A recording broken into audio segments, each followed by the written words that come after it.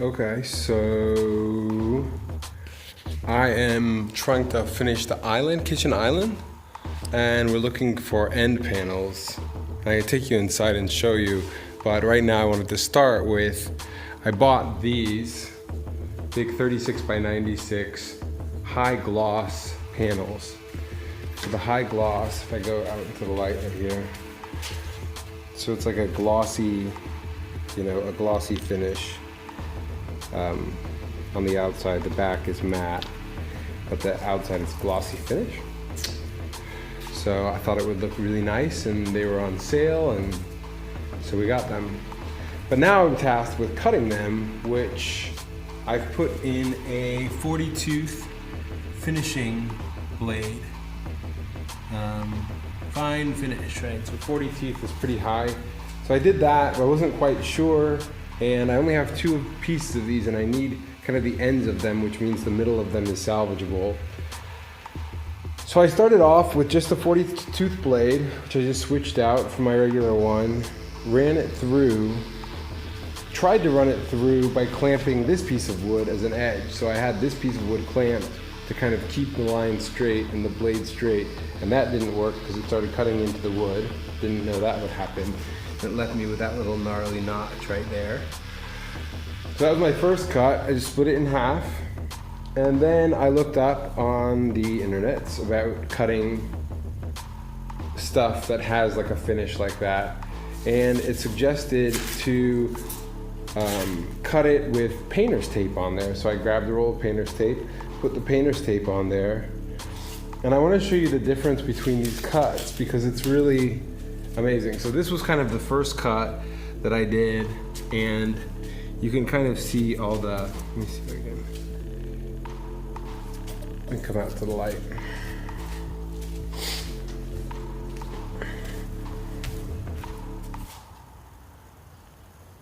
I can't see this at all. So I don't know if you can get in that close with this camera, but you can kind of see the chipping along the edge. Let me see if I can focus on this.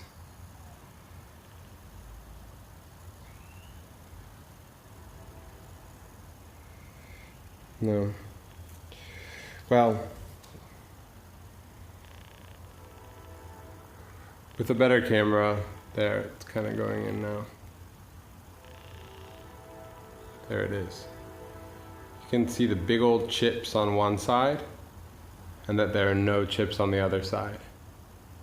Okay, so this was my first cut, and then on the other side is my last cut. So that's also cut, but you can see there are no, it's a very fine cut. So how I did it was I started with the glossy side up, which means that the teeth of my blade,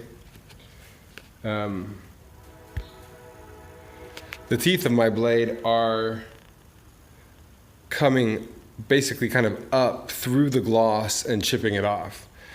So first I put the painter's tape on, tried that with just the painter's tape. So there's kind of the other side of my first cut. And then with the painter's tape on there, I was able to get a pretty fine cut, but let me see if I can get it to focus here.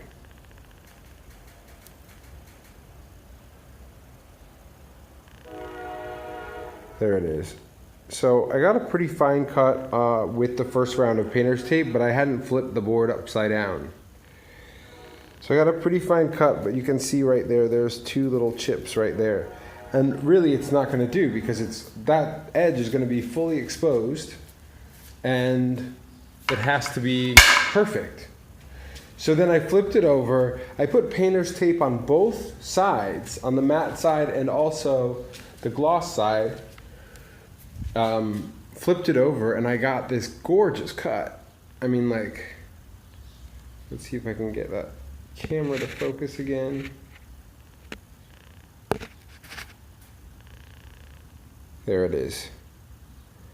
Look at that cut. Perfectly all the way down.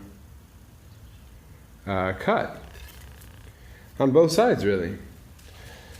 And that's the cut I need. So, to summarize, you're going to want to get a high tooth blade, right? This is for Ikea cabinets. You can cut the fronts of Ikea cabinets, even the high gloss one, with a 40 tooth blade, precision fine blade, and put your painter's tape over the edge and make sure that whatever side you want to show is facing down.